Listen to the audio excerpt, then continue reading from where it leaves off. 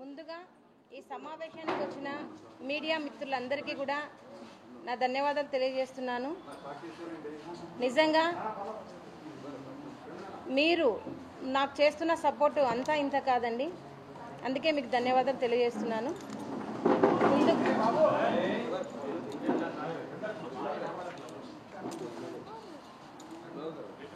ఈ సమావేశాన్ని ఎందుకు ఇక్కడ ఏర్పాటు చేయాల్సి వచ్చింది అంటే, నా గిరిజన 14 సంవత్సరాల మైనర్ అయిన నా కూతురు సుగాలి ప్రీతి కట్టమంచి రామలింగారెడ్డి రెసిడెన్షియల్ హై స్కూల్లో 10వ తరగతి చదువుతుండగా అతి కిరాతనంగా అత్యాచారం చేసి హత్య చేసి ఆత్మహత్యగా చిత్రీకరించిన విషయం మీరందరికీ తెలిసిందే. ఆ విషయంకై నేటి వరకు 8 సంవత్సరాలుగా ఒక కుంటిదాన్నైన నేను పోరాటం చేస్తూనే ఉన్నాను.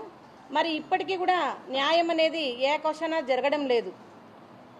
మరి పవన్ కళ్యాణ్ గారు ప్రతిపక్షంలో ఉన్నప్పుడు సుగాలి ప్రీతి కేసుకి నేను న్యాయం చేస్తాను, సుగాలి ప్రీతి కేసు తల్లిదండ్రులతోనే మేము ఉంటాము అని అండగా ఇచ్చి మాట ఇచ్చి ఇప్పుడు డిప్యూటీ సీఎం అయిన తర్వాత మరి సుగాలి ప్రీతి కేసుని గాలికి వదిలేసిన విషయం కూడా మీకు అందరికీ తెలియజేస్తా ఉన్నాను. మరి ప్రతిపక్షంలో ఉన్నప్పుడు అంతగా మాకు అండగా ఇచ్చిన మరి జనసేనాని గారు మరి ఈరోజు ఎందుకు సుగాలి ప్రీతి కేసు గురించి పట్టించుకోవడం లేదో ఈ మీడియా తరఫున నేను ప్రశ్నిస్తాను అన్నగారిని. అన్న, మీరే మాకు మాట ఇచ్చారు, ఖచ్చితంగా కూటమి ప్రభుత్వం వస్తుంది, ప్రభుత్వం వచ్చిన ఫస్ట్ సంతకమే సుగాలి ప్రీతి కేసు అన్నారు. మరి మీరు వచ్చి కూడా అధికారంలోకి 14 నెలలు పూర్తి అయినా కూడా ఇప్పటి వరకు కూడా సుగాలి ప్రీతి కేసులో ఏ విషయం కూడా ముందుకు సాగలేదు. మరి ఎందుకు ఇంత వ్యత్యాసం అని నేను అడుగుతా ఉన్నాను. మరి పవన్ కళ్యాణ్ గారికి నేను ఒకటే సూటిగా అడుగుతున్నాను. మరి రేపు సెప్టెంబర్ 4వ తేదీన అసెంబ్లీ సమావేశాల్లో ఖచ్చితంగా సుగాలి ప్రీతి కేసు గురించి చర్చించాలి. మరి ఖచ్చితమైన నిర్ణయం తీసుకొని మరి కేంద్రం మీద ఒత్తిడి తెచ్చి సిబిఐకి అప్పగించాలి నా కేసుని, లేదా కనీసం ప్రత్యేక బృందంనైనా వేసి సిట్టుతో అయినా నా కూతురి కేసుకి హంతకులు ఎవరినో మీరు శిక్షించాలి అని కోరుతా ఉన్నాను. మరి అదేవిధంగా మరి ఈరోజు సేనాని గారు మరి సేనాతో సేనాని అని మీరు ఒక విస్తూర్ణమైన కార్యక్రమం పెట్టారు. మరి సుగాలి ప్రీతి కేసుకు మాట ఇచ్చి ఎందుకు మరిచారని నేను అడుగుతా ఉన్నాను. మీరు ఎందుకు కేంద్రం మీద ఒత్తిడి తెచ్చి సిబిఐకి నా కేసును ఇప్పించలేకపోతున్నారని మేము ప్రశ్నిస్తూ ఉన్నామన్నా. మరి అదేవిధంగా డిప్యూటీ సీఎం పవన్ కళ్యాణ్ గారు చెప్పినప్పుడు హోమ్ మినిస్టర్ అనిత గారి దగ్గర కూడా వెళ్ళి మా బాధను చెప్పుకోవడం జరిగింది. మరి హోమ్ మినిస్టర్ గారు మరి శ్రీకాంత్ అయిన జీవిత ఖైదీకి పెరోల్ ఇచ్చే విషయంలో చాలా బిజీగా ఉన్నారు. మరి సుగాలి ప్రీతి కేసు అసలు కనపడడం లేదు, ఎందుకు ఇంత నిర్లక్ష్యం అని అడుగుతాను. మరి మీరైతే కనుక మాట ఇచ్చిన ఎమ్మెల్సీ అనంతబాబు డ్రైవర్ హత్య కేసులో మరి ఎంత చొరవ తీసుకొని మీరే వాళ్ళ ఇంటికి వెళ్ళి మరి పరామర్శించి ప్రత్యేక బృందాన్ని వేసి మరి మీరు ప్రత్యేక విచారణ అధికారిగా వేసి ఈ సమయంలో ఈ కేసు అయిపోవాలని చెప్పారు. మరి గుర్తుందా అనిత గారు, నేను ఈ కుంటిదాన్నైనా నేను మీ ఆఫీస్ చుట్టూకు వచ్చి మరి గంటలు గంటలు నా కేసుకు జరిగిన అన్యాయం గురించి వివరించాను.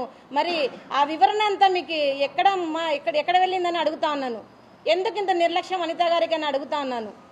సుగాలి ప్రీతి అంటే గిరిజనులంటే ఓటుకు మాత్రమే మీకు పనికొస్తామా?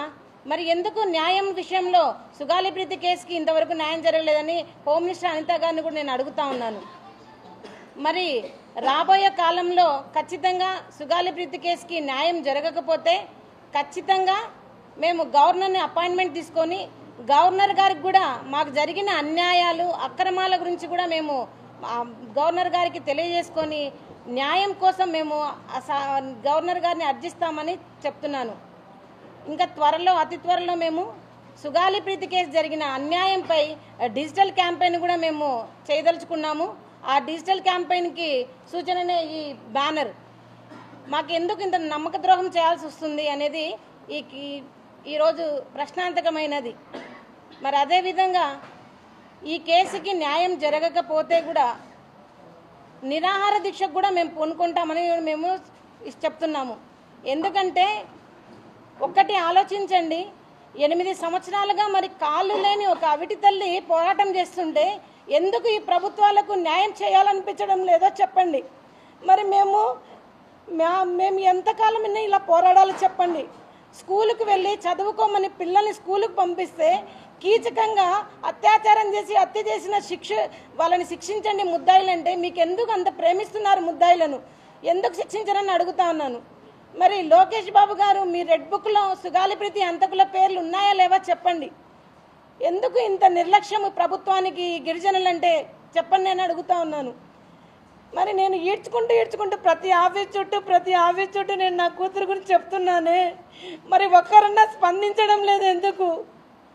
ప్రతిపక్షంలో ఉన్నప్పుడు సుగాలిప్రీతి కేసు గుర్తున్నప్పుడు అధికారంలోకి వచ్చిన తర్వాత ఎందుకు మీకు గుర్తుకు రాదని నేను అడుగుతున్నాను.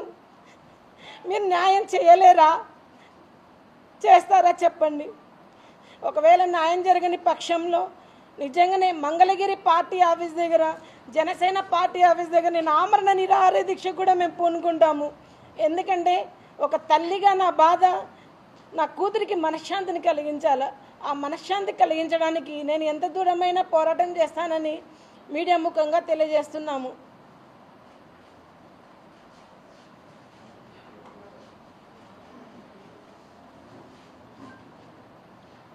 ఇప్పుడు వేల్పుల జ్యోతి అక్క గారు డిపిఎఫ్ లీడర్ గారు మాట్లాడతారు ఈ కేసు గురించి.